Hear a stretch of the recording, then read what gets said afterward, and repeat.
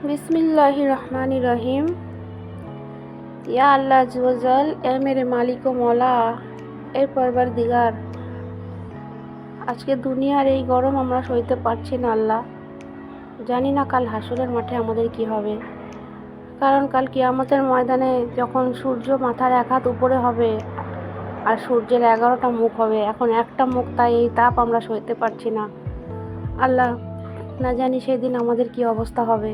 মাটি পুড়ে তামা হবে আর সূর্য মাথার এক হাত উপরে থাকবে, মাথার ঘেনু টকবক করে ফুটবে। আল্লাহ রব্বুল আলামিন, তুমি তোমার সকল বান্দাদের উপর তোমার রহমত বর্ষণ করো মালিক। তুমি যে দিনটাই দাও যেন আমরা সহ্য করতে পারি, সবর করতে পারি, আর কাল কঠিন কিয়ামতের দিনে তুমি আমাদের সবাইকে নাজাত মিলিয়ে দিও আল্লাহ। আপনার প্রিয় হাবিব আমাদের রাসূল সাল্লাল্লাহু আলাইহি ওয়াসাল্লামের শাফাত নসিব করো।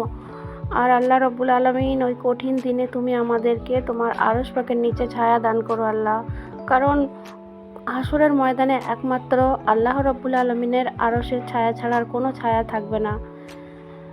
তো আল্লাহ, সেই কঠিন দিনে তুমি আমাদের সবাইকে তোমার আরশের নিচে ছায়া দান করো। আমিন, আল্লাহুম্মা আমিন। আসসালামু আলাইকুম, আমি রানিস ব্লগ চ্যানেলে তোমাদের সবাইকে স্বাগত জানাই। আশা করি তোমরা সকলে ভালো আছো। মহান আল্লাহ রব্বুল আলমিনের অশেষ রহমতে আর তোমাদের দোয়া ও ভালোবাসায় আলহামদুলিল্লাহ আমিও ভালো আছি। কাছে ও দূরে যে সকল বন্ধুরা আমার ভিডিওটি এই মুহূর্তে দেখছো, তাদেরকে অনেক অনেক শুভেচ্ছা ও ভালোবাসা। তোমরা সবসময় ভালো থাকো এই কামনা করি। যারা আমার ভিডিওটি দেখছো তাদেরকে আমার আন্তরিক শুভেচ্ছা জানাই। প্লিজ বন্ধুরা, আমার ভিডিওটি স্কিপ না করে দেখতে থাকো। আর যদি ভিডিওর কোনো একটি অংশ তোমাদের ভালো লাগে, তাহলে ভিডিওটিতে একটি লাইক করতে তোমরা কেউ কিন্তু ভুলো না, কারণ আমি মন থেকে সত্যিই খুব দুঃখিত যে আমার ভিডিওতে কিন্তু কোনো রকম লাইক সেইভাবে আসে না, কেন জানি না। হয়তো আমার কথা তোমাদের ভালো লাগে না, কি করব, যেটুকু জানি তোমাদের সামনে শেয়ার করছি।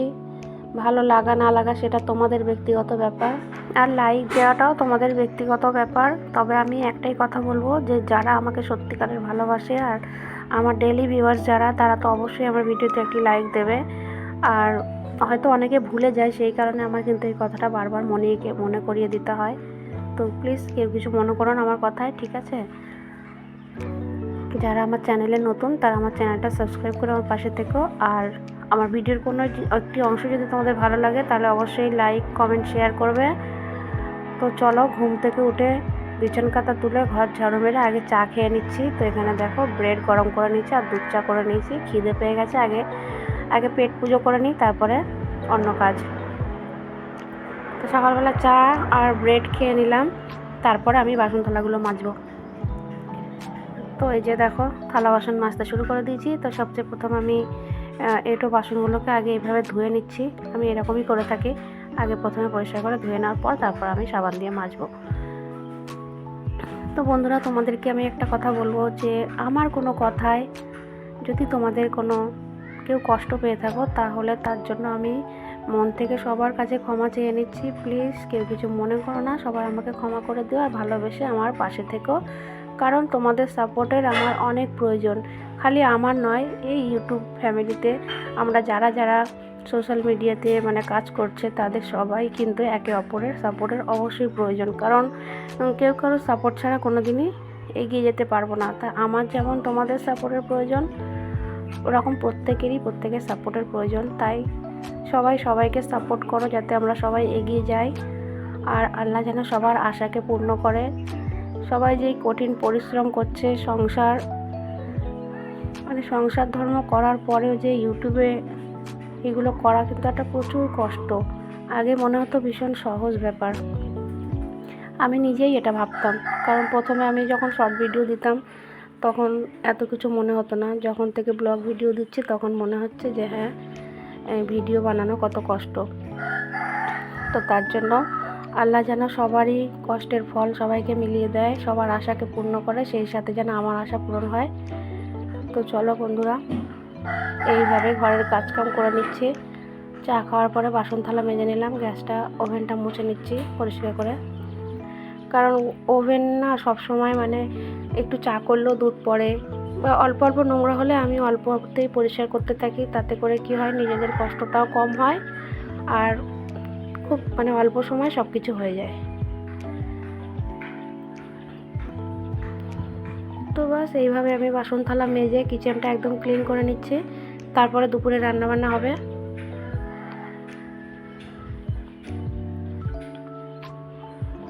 তো এখানে দেখো আমার কিচেন ক্লিন করা কমপ্লিট হয়ে গেছে, বাসন থালা মেজে সব উপর করে দিয়েছি, ওভেন মুছে নিয়েছি। এরপরে এখানে এই যে আমার শাশুড়ি আম্মা মাছ পরিষ্কার করছে, দুপুরে রান্না হবে তেলাপিয়া মাছ। তো তেলাপিয়া মাছগুলোকে উনি ভালো করে বেছে ধুয়ে এই যে নুন হলুদ মাখিয়ে রেখেছে। আর একটু ধনেপাতা চাটনি হবে, তার জন্য এখানে ধনেপাতা, পেঁয়াজ, রসুন, কাঁচা লঙ্কাও কেটে নিয়েছি। আর এই যে মাছ ভাজতে অলরেডি বসিয়ে দিয়েছি। তো দুজনে মিলেমিশে এবার রান্নাটাও করে নেব। তো আজকে রান্না হবে লাউ দিয়ে মাছ দিয়ে ধনেপাতার চাটনি আর উচ্ছে ভাজা। তো দেখো লাউ মাছ রান্না করার জন্য এখানে কড়াইতে পেঁয়াজ ভেজে নিচ্ছি, পেঁয়াজ আর কাঁচা লঙ্কা। এটা হচ্ছে মানে বাংলাদেশি আইটেমের রান্নাটা হচ্ছে মাছের ঝোল করলে পেঁয়াজ লঙ্কা ভেজে আমরা তুলে রাখি, তারপরে এটাকে বেটে তারপরে তরকারিতে মানে ঝোলের মধ্যে দেওয়া হয় মাছ দেওয়ার আগে। তো আমি আগে কোনোদিন এইভাবে রান্না করিনি মাছ, আমার শাশুড়ি মায়ের হাতেই শিখেছি। তো দেখো এখানে লাউ কেটে নিয়েছি, মাছ ভাজা হয়ে গেছে, একদিকে ভাত বসিয়ে দিয়েছি, পেঁয়াজ লঙ্কাটাও ভেজে তুলে নিয়েছি। তারপরে ওই গরম তেলের মধ্যে এই যে কেটে রাখা লাউ আলু এগুলোকে দিয়ে দিচ্ছি। এই গরমের সময় কিন্তু এসব ঠান্ডা তরকারি খাওয়া খুবই ভালো। আর কোনো রকম মানে আদা রসুন ছাড়াই তরকারিটা রান্না হয়েছিল, খুবই টেস্ট হয়েছিল। তেলের মধ্যে লাউটাকে দিয়ে হালকা করে ভাজা হয়েছে, ওর মধ্যে কয়েকটা কাঁচা লঙ্কা দেওয়া হয়েছে, নুন হলুদ আর জিরের গুঁড়ো, আর একটা টমেটো কেটে দিয়েছে। তো ভালো করে এটাকে কষিয়ে নিতে হবে। আর লাউ হচ্ছে আমার দয়ার নবী খেতে অনেক পছন্দ করতেন। লাউ তরকারি হচ্ছে আমাদের সুন্নতি খাবার, এটা কিন্তু আমাদের খাওয়া উচিত আর শরীরের পক্ষেও খুবই উপকার। এই গরমের সময় এসব ঠান্ডা তরকারি খাওয়া খুবই ভালো।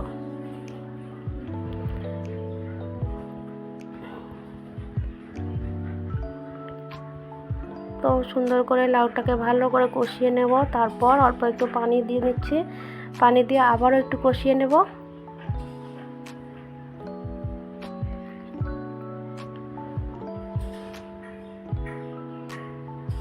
তারপরে দেখো যে পেঁয়াজ লঙ্কা ভেজে রেখেছিলাম সেটাকে এই যে মিক্সারের মধ্যে নিয়ে নিচ্ছি, এটাকে আমি এখন বেটে নেব। অল্প একটু পানি দিচ্ছি, তারপরে অল্প একটু জিরে, 1-2 চামচ মতো জিরে দিচ্ছি, গোটা জিরে দিয়ে আমি ওটাকে বেটে নেব। আর এদিকে দেখো উচ্ছে ভাজতে দিয়ে দিয়েছি, উচ্ছে আর আলু, তার মধ্যে একটু নুন আর হলুদ দিয়ে এই যে উচ্ছে ভাজাটা হচ্ছে। আর ওদিকে আমি বেটে নিয়েছি পেঁয়াজ লঙ্কা যেটা ভেজে রেখেছিলাম, এই যে দেখতে পাচ্ছ ঝোলের মধ্যে দিয়ে দিলাম। এইটা দিলে কিন্তু একটা দারুণ মানে স্বাদটা অন্যরকম হয়।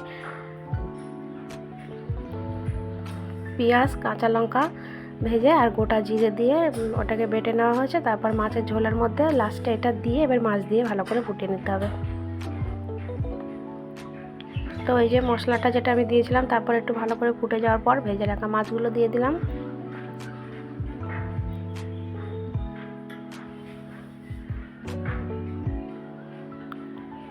এই গরমের সময় কিন্তু এরকম পাতলা ঝোল খাওয়া শরীরের পক্ষে খুবই উপকার, তাই আমরা পাতলা ঝোলই করছি। আর সাথে উচ্ছে আলু ভাজা আর একটু ধনেপাতা চাটনি। তো বাস এইভাবে দেখো রান্নাবান্নাটা কমপ্লিট হয়ে গেল, দুপুরে খাওয়া দাওয়াটা করে নেবো গোসল করে। তো চলো আজকের ভিডিওটি ছিল এই পর্যন্ত, সকাল থেকে দুপুর পর্যন্ত এইভাবে কেটে গেল। আশা করি তোমাদের ভালো লেগেছে, যদি ভালো লেগে থাকে আমার ভিডিওটিতে একটি লাইক শেয়ার অ্যান্ড কমেন্ট করে দেবে। তো চলো সবাই ভালো থেকো, সুস্থ থেকো, দেখা হচ্ছে পরের ভিডিওতে। আল্লাহ হাফিজ।